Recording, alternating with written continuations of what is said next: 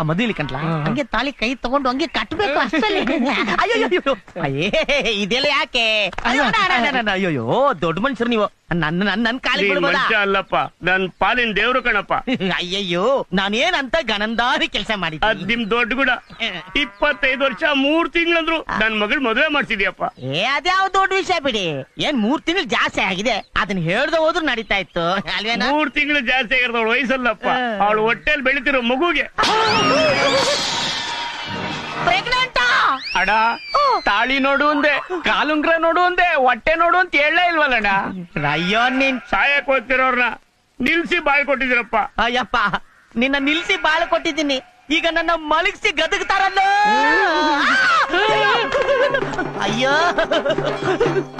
ಏನ್ ಮುಖ ನೋಡ್ತಾ ಇದ್ದೀರಾ? ಜಾಸ್ತಿ ಬಿಲ್ಡಪ್ ಕೊಟ್ಟಷ್ಟು ಜಾಸ್ತಿ ಭಯ ಆಗತ್ತೆ.